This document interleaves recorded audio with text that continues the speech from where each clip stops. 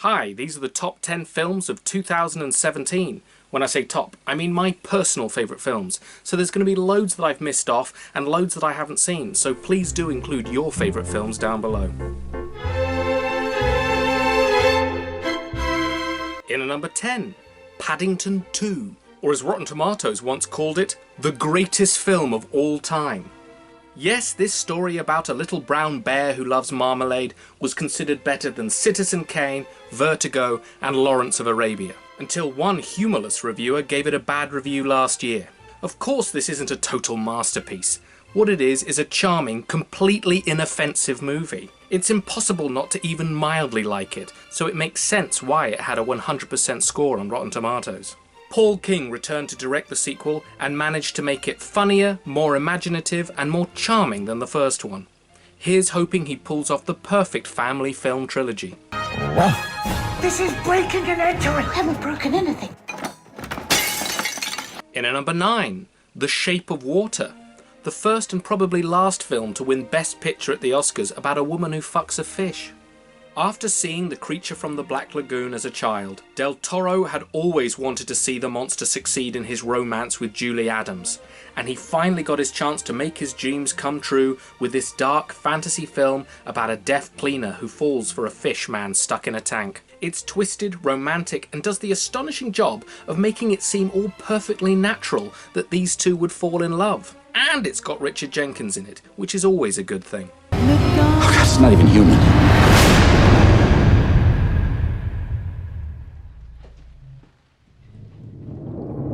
In at number 8, Get Out.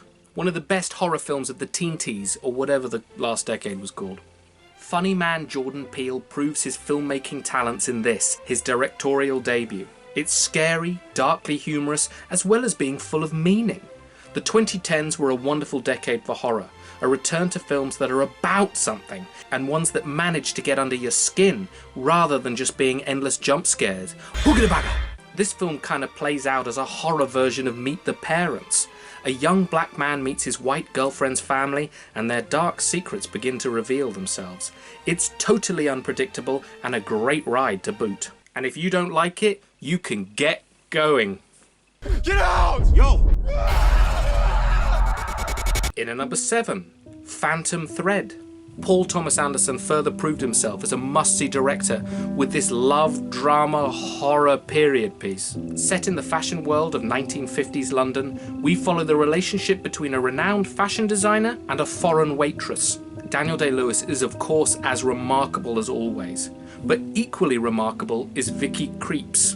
They are tremendous together, showing the love between them and the conflict perfectly.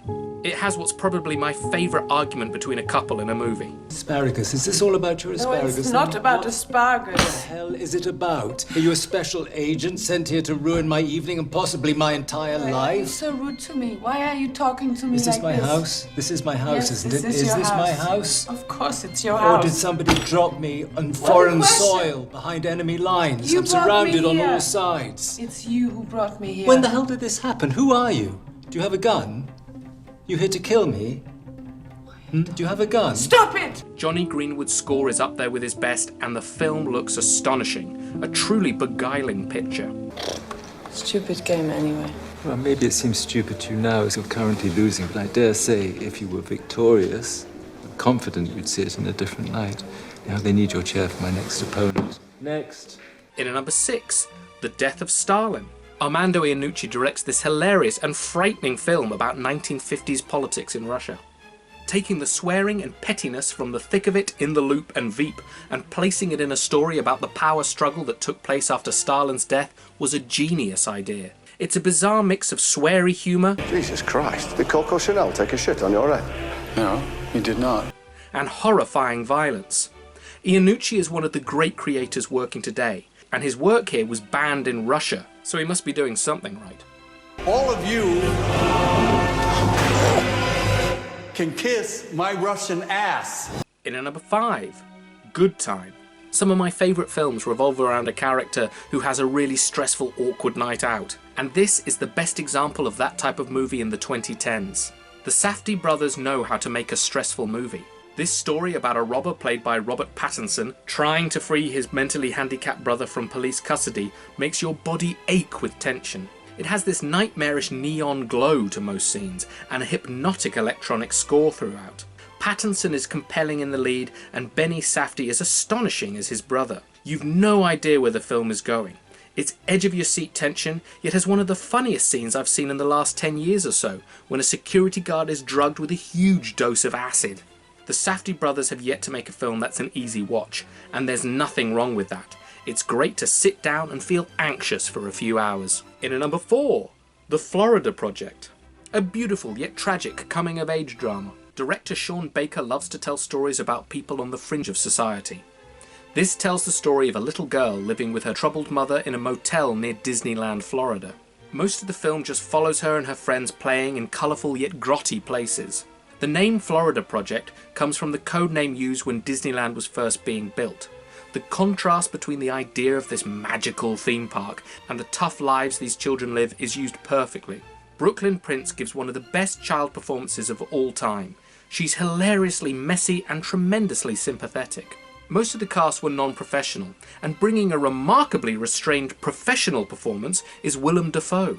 He's terrific as the stressed-out manager of the motel, a man who gets frustrated by these wild children but is also protective of them. $38 a night.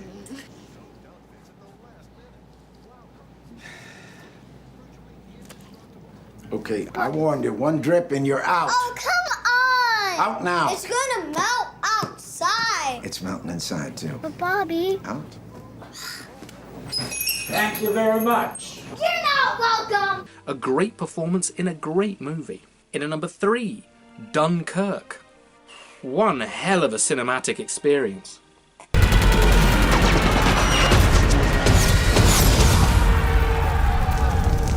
Christopher Nolan knows how to make a film a must-see on the big screen. The 65mm cinematography is remarkable, and even better than how it looks is how it sounds. It blows your mind through your eyes and ears. There's not really a story as such, and there's very little dialogue. This is just trying to put you in Dunkirk during the famous evacuation in World War II. We follow the event from land, air and sea. And Nolan of course can't help but play around with time. He's bloody obsessed with it, but yet again it works here a treat, with each segment covering a different amount of time, but making each story climax at the same time at the end, making a triumphant, rousing and exciting last 20 minutes or so. I haven't seen it on a small screen. I'm not sure I want to. This was made for the biggest screen possible, not an iPhone while you're sitting on the tube going to a job you don't like. You can practically see it from here. What? Home. In at number 2, Call Me By Your Name, a beautifully simple coming-of-age drama. Timothée Chalamet is superb as a teenager living with his academic parents in northern Italy in the 1980s. Every summer his father invites a graduate student to come and work with him. In comes Armie Hammer's self-assured, good-looking charmer. Chalamet at first is put off by his confidence, but eventually falls for the man. And the grad student returns the favour, also finding this young man a tasty dish. Probably literally knowing Armie Hammer. It's a film about sexuality, about young love and infatuation, about insecurity and about the transition between being a young man to being an adult. Both Chalamet and Hammer are perfect in the picture. Much is spoken between them with just the looks they give to one another. It's a stunning looking film and captures a hot Italian summer in the 1980s perfectly. It tells such a simple story, but it does so honestly that it's hard not to fall in love with it. A wonderfully human film. And in at number 1, Blade Runner 2049. When The Phantom Menace came out in 1999, lots of grown men said that George Lucas had raped their childhood. Well, here Denis Villeneuve made love to my childhood. The original Blade Runner is one of my favourite films of all time. When the sequel was announced, I shuddered. Even when the first trailers came out, I wasn't sold. It had Jared Leto in it, for fuck's sake. But even Leto couldn't ruin this. This is a perfect sequel. A film that doesn't just pay homage to the original, but expands on its themes, and doesn't just repeat the world we saw in 1982. It would have been so easy to simply set the film in a futuristic, rainy Los Angeles again. But the film instead shows how the city has changed, as well as showing us more of California, and even the beautiful nuclear wasteland of Las Vegas. we follow K, a replicant Blade Runner, basically a robot who hunts down rogue robots. When he finds the body of a replicant who has seemingly given birth, his curiosity gets the better of him, and he begins to follow a trail that eventually leads him to Harrison Ford's returning Deckard. Ford slips back into his role well, but for me it's Ryan Gosling as K that steals the show with a very minimal performance. His character is one with hopes that he is loved and is special, and neither of which are true. And his slow realization of this is absolutely tragic. Denis Villeneuve is a master of science fiction, as he had shown before with Arrival and he has shown since with Dune. His command of the story and the themes is exceptional. The other star of the film is master cinematographer Roger Deakins. This is one of the best looking science fiction films of all time. I generally side with Tarantino, Nolan and Anderson when they champion filming on film, but this is an example of how stunning digital cinematography can be.